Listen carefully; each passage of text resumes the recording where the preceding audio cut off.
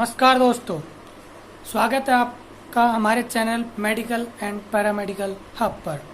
दोस्तों, आज हम माइक्रोबायोलॉजी के इम्यूनिटी टॉपिक पर बात करने वाले हैं। और हाँ दोस्तों, अगर आपने अभी तक हमारा चैनल सब्सक्राइब नहीं किया है तो प्लीज़ इसे सब्सक्राइब कर दो और बेल आइकन को भी दबा दो ताकि नेक्स्ट वीडियो जो ही मैं डालूं आपके पास तुरंत नोटिफिकेशन आ जाए। जिस टॉपिक पर आज हम बात करने वाले हैं वो आज की दौर में सबसे ज़्यादा प्रचलन में है। आज के दौर में कोरोना महामारी चल रही है, तो इसमें हमें इम्यूनिटी बढ़ाने की सख्त से सख्त, बहुत से बहुत ज़्यादा ज़रूरत है। तो अब हम टॉपिक को स्टार्ट करते हैं। तो सबसे पहले अगर मैं इंट्रोडक्शन या डेफिनेशन की बात करूं तो इम्यूनिटी होता क्या है, what is the immunity. Immunity क्या है? एक तरह से प्रतिरोध है, एक रेजिस्टेंस है, एक रुकावट है। ओके, इम्यूनिटी क्या है? एक रुकावट है। वो किसके द्वारा दी जाती है? अपनी बॉडी के द्वारा। किसके अगेंस्ट? माइक्रोबियल इन्फेक्शन जो कोज कर सकते हैं, जैसे बैक्टीरिया हो गए, वायरस हो गए, इन सब के अगेंस्ट अपनी बॉडी देती है। या फिर अपन बाहर से कोई चीज लेते हैं, बाहर से चीज लेते हैं, मतलब वैक्सीन लेते हैं। ओके, तो अब हम इसके टाइप्स की अगर बात करें तो ये दो टाइप की होती है। पहला अपना टाइप आता है इसमें इन्नेट इम्यूनिटी, दूसरा आता है अपना एक्वायर्ड इम्यूनिटी। इन्नेट इम्यूनिटी को भी दो पार्ट में डिवाइड किया गया है, इससे specific immunity and the non specific immunity. Okay, another part is acquired immunity. Acquired is also divided into two types, that is active and passive. Active is also subdivided into two parts, natural, artificial. Passive is also natural and artificial. Okay, so now we will talk about innate immunity. Innate immunity क्या होता है? Okay, innate immunity की अगर बात करें, ऐसी immunity जो अपने को अपने पेरेंट्स से मिलती है, अपने को अपने माता पिता से मिलती है। ओके, यानी दूसरी भाषा में अगर अपन इसको बात करें तो ऐसी इम्यूनिटी जो जेनेटिकली पास्ड हो, यानी एक जनरेशन से दूसरी जनरेशन में पास हो, एक जनरेशन से दूसरी जनरेशन को मिले। ओके, तो इसके टाइप्स की अगर बात करें तो इसके तीन टाइप्स होते हैं, स्पीसीज और रेशियल और इंडिविजुअल। स्पीसीज में जैसे अलग अलग स्पीसीज की अलग अलग इम्यूनिटी होती है। ओके, रेशियल की अगर बात करें तो वो ये चीज, रेसेस भी डिफरेंट होती है, अलग अलग प्रजाति के लोग की अलग अलग इम्यूनिटी होती है। जैसे नेग्रोस की बात करें, साउथ अफ्रीका के जो पीपल्स हैं उनकी इम्यूनिटी थोड़ी ज्यादा होती है। जैसे अगर ओटी में अगर उनकी बात करें तो एट्रोपिन की डोज जो है उनको ज्यादा देनी पड़ती है, इंडियंस को कम देनी पड़ती है।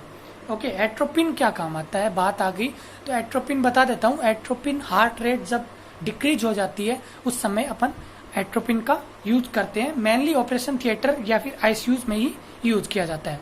ओके, इंडिविजुअल की अगर बात करें तो एज के अकॉर्डिंग, जेंडर के अकॉर्डिंग, हार्मोनल इन्फ्लुएंस के अकॉर्डिंग और न्यूट्रिशन के अकॉर्डिंग।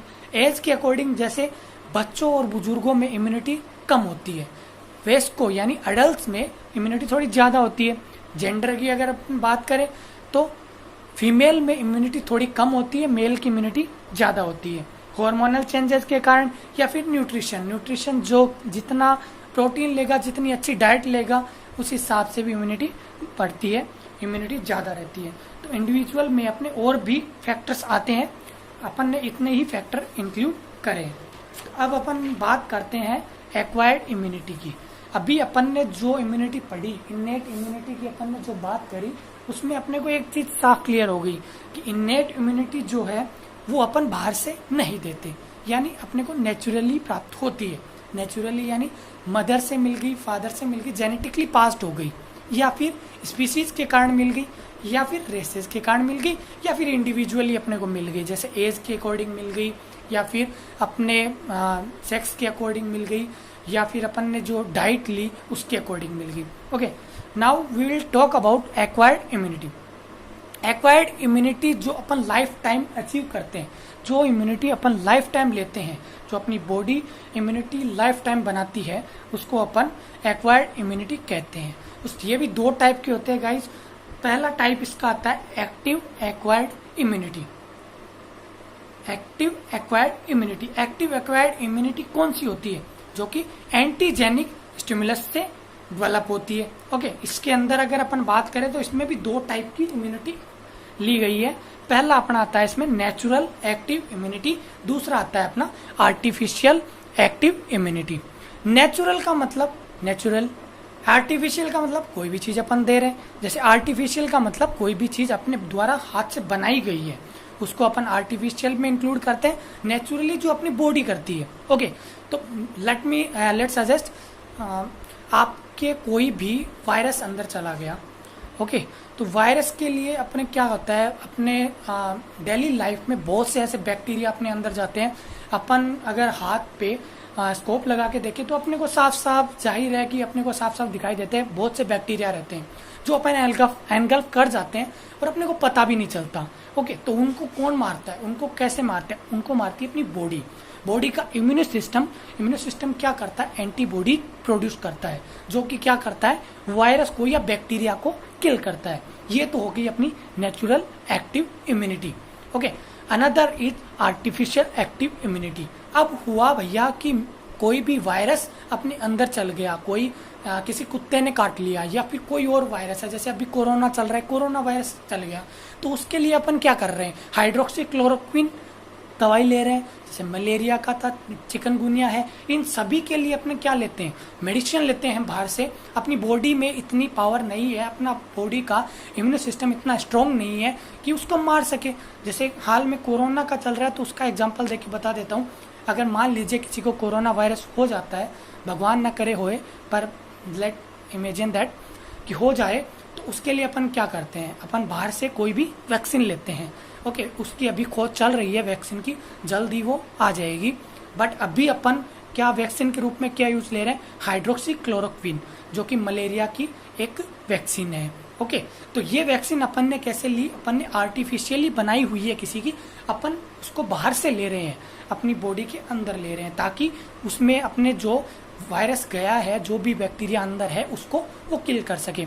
जैसे BCG का वैक्सीन होता है, वो भी लगाया जाता है, पहले भी लगाया जाता है और बाद में भी लगाया जाता है। और जो कुत्ते के काटने के बाद रेबीज वायरस की वैक्सीन होती है, उसको भी लगाया जाता है।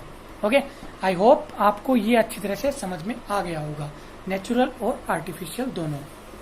तो अब अपन बात करने वाले हैं पैसिव इम्यूनिटी की। ओके, एक्वायर्ड इम्यूनिटी में 2 टाइप होते हैं, एक्टिव एक्वायर्ड इम्यूनिटी और दूसरा आता है अपना passive immunity. Okay, passive immunity क्या है?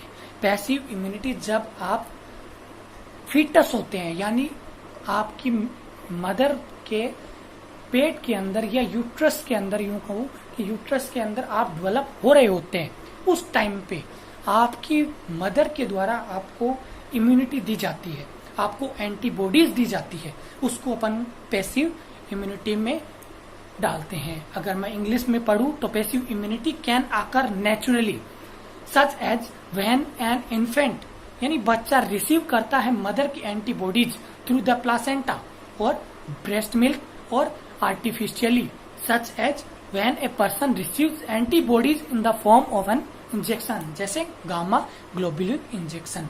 ये इंजेक्शन की बात आ गई तो बता दूं कि जब फीटस ग्रो कर रहा होता है, कोई भी प्रेग्नेंट लेडी होती है, तो उसको बाहर से टीके लगाए जाते हैं, बाहर से उसको वैक्सीन दी जाती है, बाहर से उसको इंजेक्शन दिए जाते हैं।